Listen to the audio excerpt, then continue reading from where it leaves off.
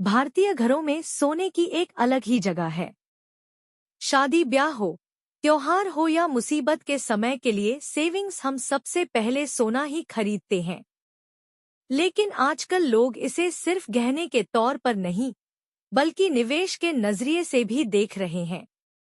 अब तक निवेश के लिए डिजिटल गोल्ड, गोल्ड ईटीएफ और सरकारी गोल्ड बॉन्ड एसजीबी जैसे विकल्प मौजूद थे, लेकिन अब मार्केट में गोल्ड में निवेश करने का एक नया तरीका काफी ज्यादा पॉपुलर हो रहा है, जिसका नाम है टोकनाइज्ड गोल्ड, टोकेनाइज्ड गोल्ड।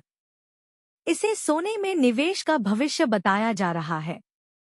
लेकिन क्या ये सच में कोई नया आविष्कार है या फिर इसमें कोई बड़ा रिस्क छिपा है? आइए इसके बारे में विस्तार से जानते हैं। क्या है टोकनाइज्ड गोल्ड? कैसे काम करता है?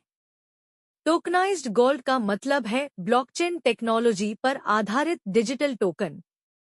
इसमें असली सोना सुरक्षित तिजोरियों, वॉल्स में रखा होता है और आपको डिजिटल रूप में उसका एक टोकन मिल जाता है।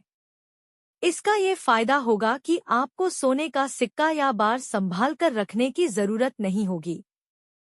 आप बेहद कम पैसों में सोने का एक छोटा सा हिस्सा, फ्रैक्शन, भी खरीद सकते हैं।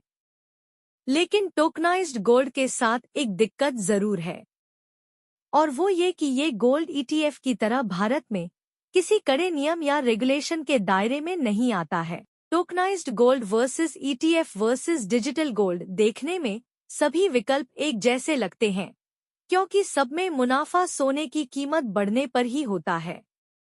लेकिन टैक्स, खर्च और सुरक्षा के मामले में ये बहुत अलग हैं। गोल्ड ईटीएफ एक्सपर्ट्स इसे सबसे बेहतर मानते हैं, क्योंकि इसे कभी भी आसानी से बाजार में बेचा जा सकता है। 12 महीने से ज्यादा रखने पर इस पर 12.5% long term capital gains tax लगता है। डिजिटल गोल्ड, इसे छोटे अमाउंट में खरीदना आसान है, लेकिन इस पर 3% जीएसटी और 2 से 5% तक का एक्स्ट्रा चार्ज, बाइसेल स्प्रेड, देना पड़ता है। फिजिकल गोल्ड, असली सोना गहने या सिक्के बनवाने पर 8% से 25% तक का मेकिंग चार्ज लग जाता है।